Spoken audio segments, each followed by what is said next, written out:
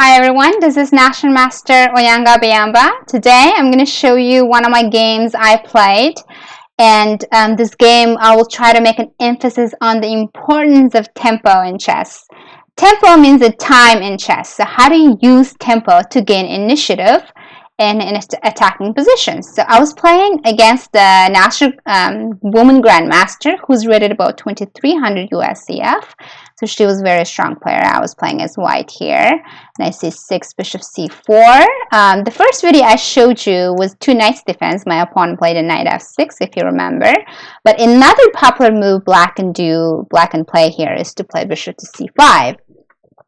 So my favorite move against that is to play pawn to b4, and this is called Evans' gambit. Gambit means sacrificing a pawn in the opening.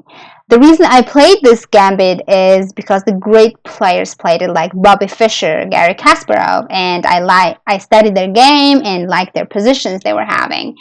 Otherwise, personally, I'm not a big believer for playing gambits.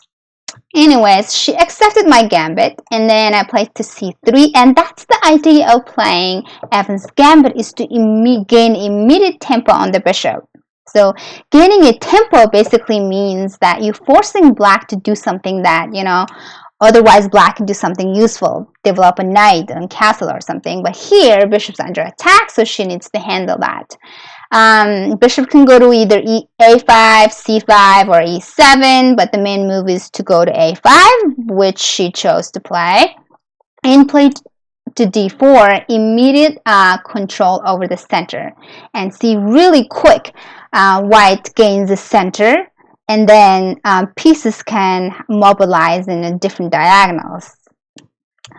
So that was the idea why I chose to play the Evans' gambit. So here, black can play pawn to d6 is another good option, but the main move goes pawn takes pawn, which she chose to play.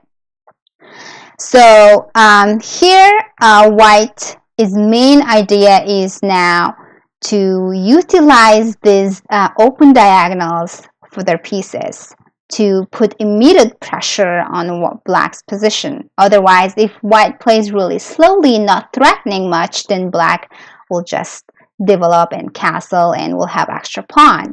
So queen to b3, immediately threatening on pawn to f7. Again, don't give black time to improve its position. Otherwise, black will have extra pawn, and that's a good advantage in the long run.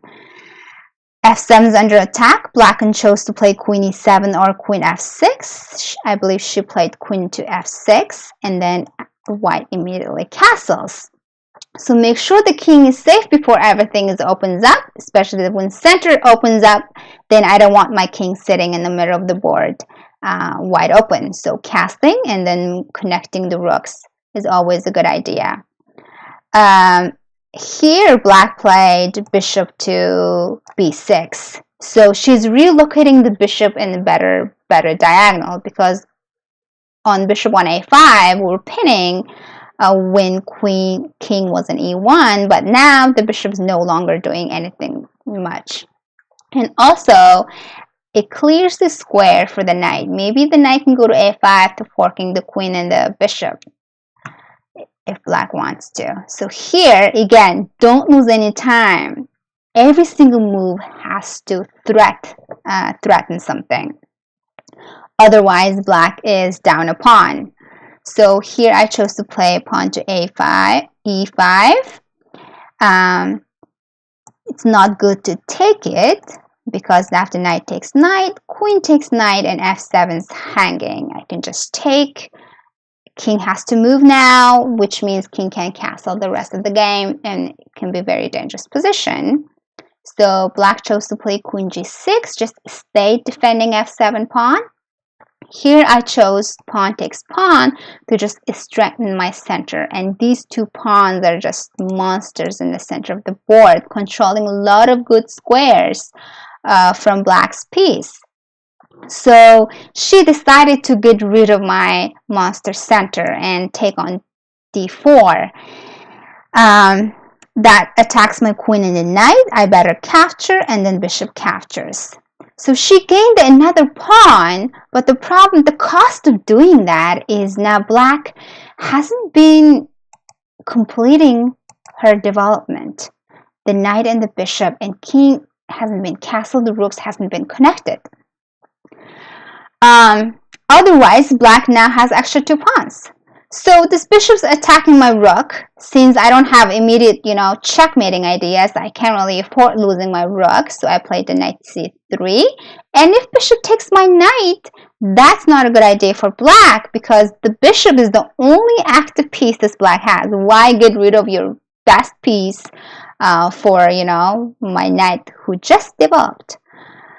So here black plays the knight to e7. Idea is to just castle and black will be fine. There's no weaknesses. King is safe. There's no potential weakness that I can, attack and generate anything out of it. So if black is just able to castle, then even though I have very pretty looking pieces, it looks very nice and active, but I just don't have any target. So in order to prevent black from casting, what should white do? Pause the video, find the best move, which is bishop to a3. Now black can't, it's indirect way of preventing black from casting, because if black castles, then the knight is hanging. So here she thought there for a long time and decided to capture pawn on e5. Idea is now black just wants to play pawn to d6, shut down my bishop, and then just castle.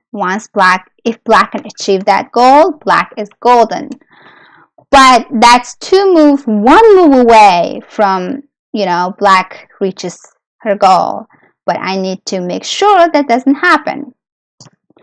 So, in order to do that, if I just play something like rook e1, for example, black just played d6 again and shutting my bishop down, and next move black castles, black is good. So I have to be very accurate here. Even though I have a great bishop, a dark square bishop controlling this diagonal, sometimes you need to give up one advantage to gain another advantage. So I need to give up my bishop. And if king takes, then that means king moved, so black can castle. But notice that king takes has an even bigger problem because of rook e1 pinning the bishop. Bishop is hanging. If black defends it, pawn to f4, pin it and win it, and I want a piece. But black has a very clever way to get out of this. Strong players don't just automatically recapture. She played the queen h5, and that's called the intermediate move. Before she captures the bishop, she makes an even bigger threat to checkmate on h2. So I better not get checkmated. Pay always extra attention to your opponent's last move. I can play h3, g3, f4 to stop the checkmate, and I chose the f4, which is the best because I again gain a tempo. This is not just a move, it attacks the bishop as well. But she can check, and again that gains a tempo for black because I can't just save my bishop or do whatever I want because my king's in check, and then she captures my bishop. So how should white continue the attack?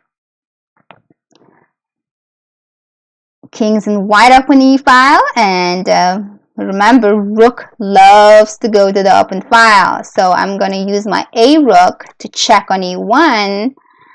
Maybe f rook can be useful on the f file. So I'm just going to leave that here. And now there's no good, blocking option. So king has to run away. If king goes to up f6 or d6, it's very dangerous because my pieces are very active around the king. Ready to attack, let's say knight b5 or something. If goes to d6, king to f8 is not so attractive, makes this rook miserable, so she chose to play king d8. Make sure the rook controls the back rank. Now f7 is I can capture.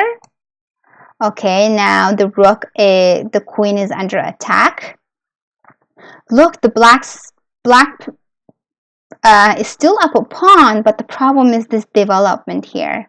The bishop hasn't moved and the rooks are not connected, and that's the black's problem. And now the queen's under attack.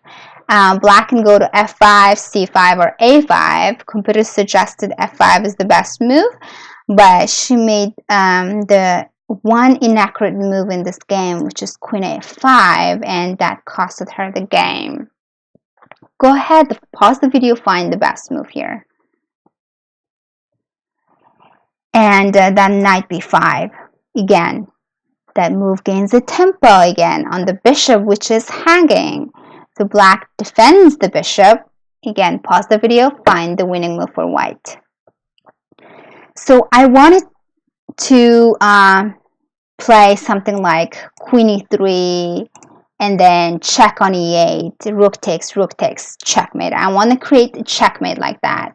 But that's a little slow because after this, black can just simply play d6 and there's no more checkmate. But I need to find a more forcing move.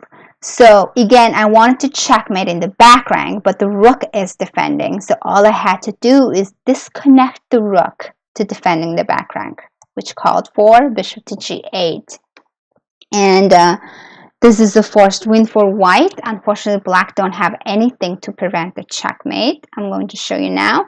Idea is if it's white to move, then rook e8. Try to visualize these lines I'm showing, and that's really good for your calculation. And it's not that difficult because it's pretty much forced. Black doesn't have a lot of options, so you don't have to calculate so many different variations. So here, rook e8. King takes e8, then queen f7 check, queen goes back to d8, then queen f8, that's checkmate. Let me show you what I'm talking about. Let me just give black some extra move so that I can make a move for white. Oops, here, that's checkmate. So this is the threat with the bishop to g8. My opponent played queen captures the knight and resigned the game because now, of course, I'm not going to capture the queen, and that's the checkmate I just showed you. It's unstoppable. Let's see one more variation why this is unstoppable. What would happen if black plays d6 here? One sec. Yeah, what would happen if black plays d6? Now rook e8 no longer works because rook e8, king takes e8, queen f7 check, king d8, queen f8 checked, and king d7. It's not checkmate, right? Let me just show you what I'm talking about. Here, here, here, here, here. I just lost my rook. There's no checkmate. I don't like it. But there's a forced checkmate instead of rook e8, so you need to be flexible with the variations. Sometimes don't get too fixated on one variation and try to force that to make it work, which doesn't happen. You have to be creative, flexible, and make sure calculate very accurately, and which everybody can improve on that skill if you just keep practicing. And it's very doable because moves are really forced. Okay, instead of rook e8, the stronger move is queen to f7. Idea is now to play rook e8 or queen e8 checkmate. Again, bishop d7 it controls e8 square, but still checkmate after here. So that's no good. But what would happen if queen takes knight on b5, controls the e8 square? Pause the video and checkmate, find the checkmate in 2. If queen takes bishop, then we're not going to check on e8. Instead, queen f8 check first. King has only one square, and then queen e8. Very pretty checkmate. Alright, thanks for watching. I hope you learned importance of gaining a tempo and how useful that is to gain an initiative to generate a stronger attack. Thank you. See you next time.